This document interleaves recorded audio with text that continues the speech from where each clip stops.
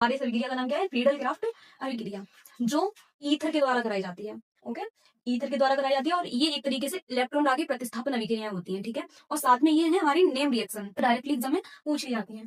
तो अब Friedel craft अभिक्रिया को दो तरीके से होती है, एक होती है हमारी इसमें एल्कीकरण और एक होती है एसिडीकरण।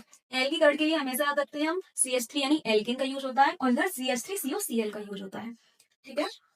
अब देखो हमें जब ईथर के साथ है तो हमें ईथर लेना है और मैंने बताई कि ये इलेक्ट्रॉन दान की प्रतिस्थापन अभिक्रिया होती है तो वो हमेशा बेंजीन रिंग में होती है, इसलिए हमने बेंजीन बनाई। अब बेंजीन के साथ हमें ईथर बनाना है, तो यहाँ पे हमने ईथर का स्ट्रक्चर होता है single bond O single bond.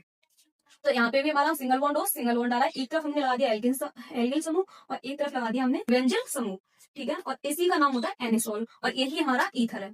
तो सबसे पहले हमने क्या किया, जो एनिसोल बनाया है तो एल्कीकरण के लिए हमने एनिसोल के 3 स्ट्रक्चर बना लिए सेम, 1 2 3। ऐसे हमने क्या किया, एसिडिकरण में भी ये चीज कॉमन थी तो हमने इसके भी 3 स्ट्रक्चर बना लिए, पहला दूसरा और तीसरा। आप देखिए ये सारे सेम है, जितना मैंने ब्लू कलर में लिखा है वो सारे सेम है, तो ये सारी चीज इसमें कॉमन हो गई, ठीक है। अब याद रखने वाली केवल बात क्या है, सिर्फ एक यहाँ पे किसके साथ अभिक्रिया कराई जाती है एल्कीकरण में और किसके साथ अभिक्रिया कराई जाती है एसिडीकरण में।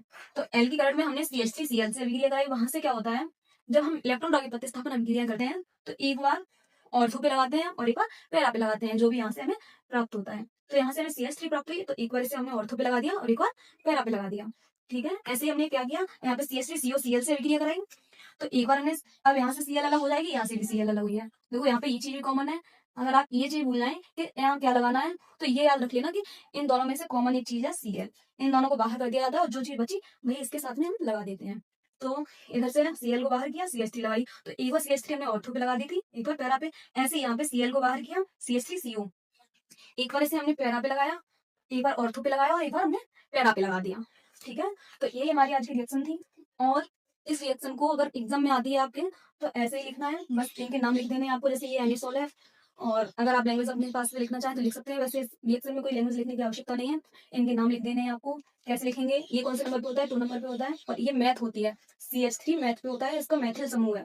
तो क्या करेंगे, इसको बोलेंगे 2 ऑर्थो मैथिल और एनिसोल, क्या बोल देंगे इसको, ये 2 नंबर पे इसका अंकन करते हैं तो ये 2 नंबर पे आएगी और ऑर्थो पे है तो 2 ऑर्थो मैथिल और इसका पूरे का नाम क्या है, एनिसोल।